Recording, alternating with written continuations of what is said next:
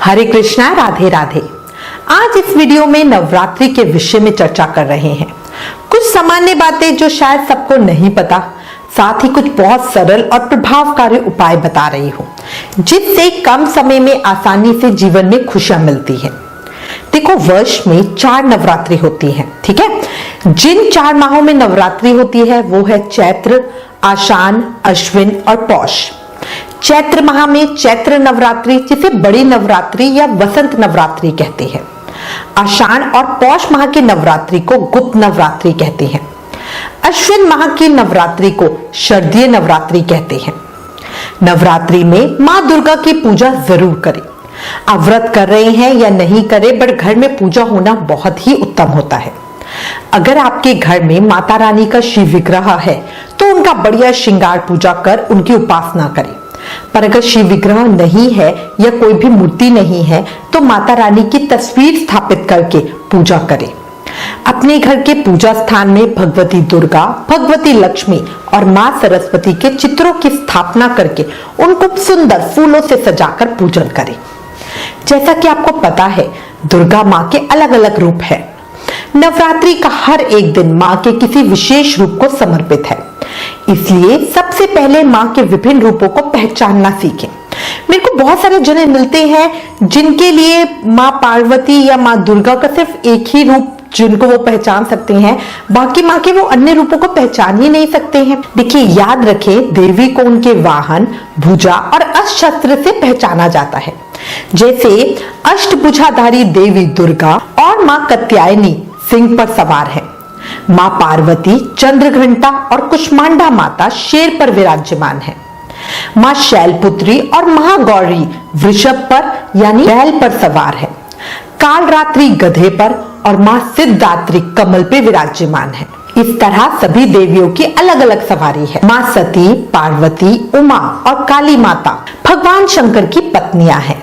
मां अंबिका ने ही दुर्गमासुर का वध किया था, इसलिए उन्हें दुर्गा माता कहा जाता है। सभी देवियों की पूजा साधना पद्धति अलग अलग होती है और सभी को अलग अलग तरह का भोग लगता है। इस नवरात्रि हम आपको देवी के सभी रूपों की कथा सुनाएंगे। उन बातों पर विचार करते हैं जो हमें नवरात्रि में ध्यान रखनी चाहिए। 9 दिनों तक माता का व्रत रखें। अगर 9 दिन व्रत रखने की शक्ति ना हो तो पहले और आखिरी दिन का व्रत जरूर रखें। मां भगवती की कृपा इससे अवश्य ही प्राप्त होगी। नवरात्रि में दुर्गा सप्तशती का पाठ अवश्य करें। अगर आप खुद से पाठ नहीं कर सकते तो फोन के ऊपर आप सुन सकते हो। दुर्गा सप्तशती पाठ पढ़ने और सुनने का बराबर ही फल मिलता है। नवरात्रि में तांत्रिका साधना की जाती है, पर हम सबको सरल पूजा पद्धति के लिए प्रेरित करते हैं, जो गृहस्थों के लिए सबसे उत्तम होती है। पहले नवरात्रि पे कलश स्थापना करें। कई लोग प्रश्न करते हैं कि वो कलश स्थापना नहीं करना चाहते या अखंड ज्योत प्रज्वलित नहीं करना चाहते, तो वो क्या करें। देखो, ये सब साधक की अपनी इच्छा है।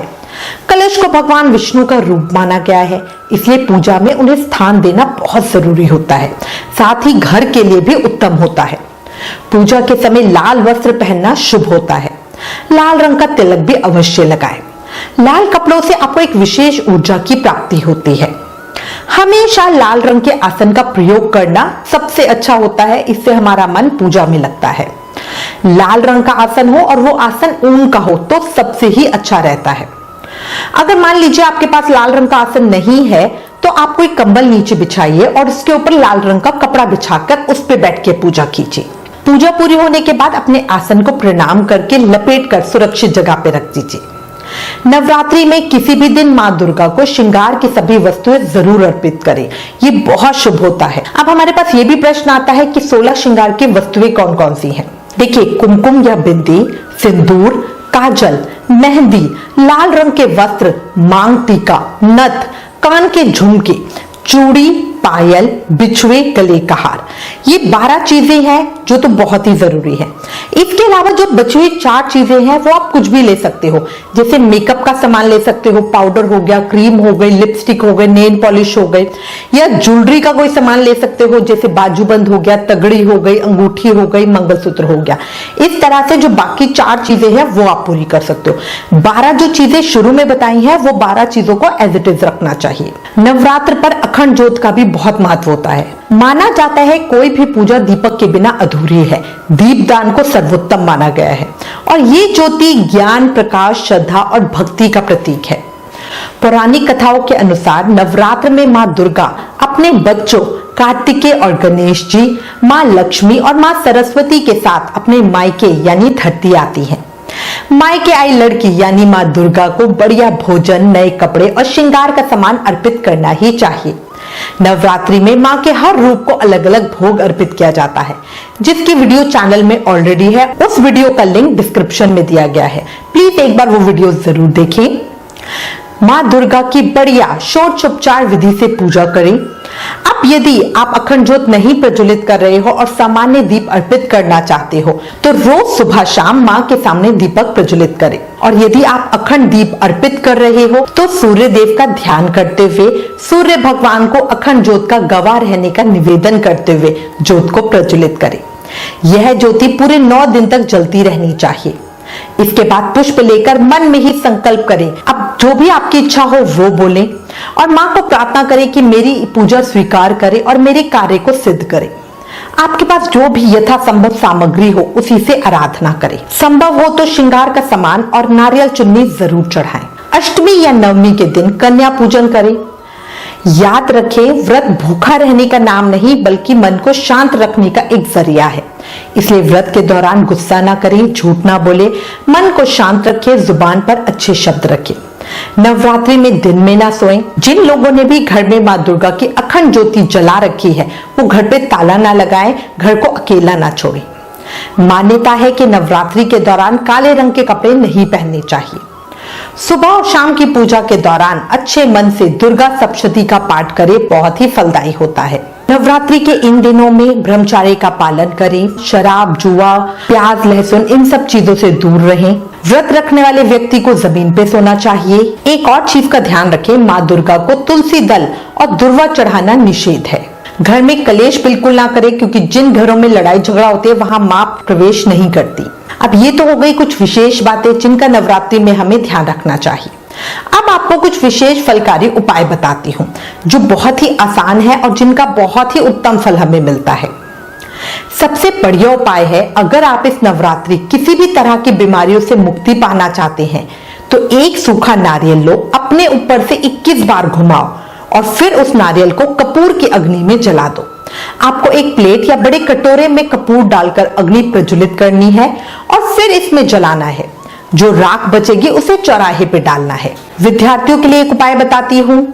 अगर आप चाहते हो कि आपका बच्चा शिक्षा में सफलता पाए या आप खुद से अपनी शिक्षा में सफलता पाना चाहते हो तो अपने हाथ से या अपने बच्चे के हाथ से रामायण जी को हनुमान जी के मंदिर में दान करवाएं। नवरात्रि के 9 दिन बच्चा सुबह शाम रोज हनुमान चालीसा का पाठ करे। अगर बच्चा छोटा है तो आप उसके साथ मंदिर जाइए और वहां पर आप पाठ कीजिए। नवरात्रि के दिनों में हम राम जी और हनुमान जी से रिलेटेड भी बहुत सारे उपाय करते हैं क्योंकि नवरात्रि में ये माना जाता है कि श्री राम का जन्म नवरात्रि के दिनों में ही हुआ था। एक और बात, यदि आपको लगता है कि आपका भाग्य आपका साथ नहीं दे रहा और आपके कोई भी काम नहीं बन रहे, भाग्य की वजह से बिगड़ते जाते हैं, तो आप नवरात्रि पर माँ भगवती दुर्गा का पूजन करते समय माँ को रोली की बजाय सिंदूर से तिलक करें और उनसे अपनी समस्या को जल्दी से जल्दी ठीक करने की प्रार्थना करें। एक और बात, यदि आपको मान सम्मान की प्राप्ति नहीं होती तो एक पान का पत्ता लें। अब थोड़ी सी फिटकरी और सिंदूर को नवरात्रि के बुधवार के दिन शाम के समय पीपल के पेड़ के नीचे दबा दें और फिर पीछे मुड़कर बिल्कुल भी ना देखें। ऐसा करने से आपको जल्दी ही मान सम्मान की प्राप्ति होगी। नवरात्रि के अंतिम दिन श्री सूक्त पाठ करने से घर में कभी भी आर्थिक संकट नहीं आता। अष्टमी और नवमी के दिन माता को इत्र और शहद चढ़ाएं, इससे माता बहुत प्रसन्न होती है।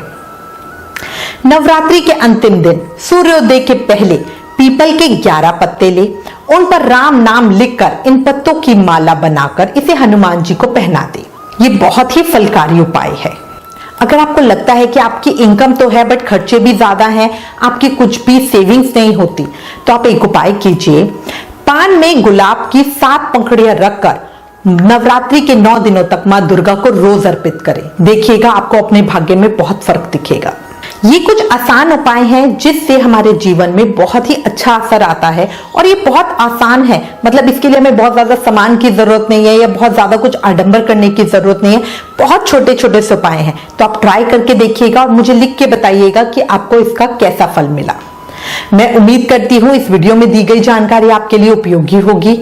अपनी पिछली वीडियोस में आपको कलश स्थापना कैसे करें, खेतरी कैसे बीजे, करसी से हवन कैसे करें, ये सब बताया है। अगर अभी तक आपने वो वीडियोस नहीं देखे तो प्लीज उन वीडियोस को देखें। उन वीडियोस का लिंक मैंने डिस्क्रिप्शन में दिया है। Please like, share and subscribe. Thank you. Hare Krishna.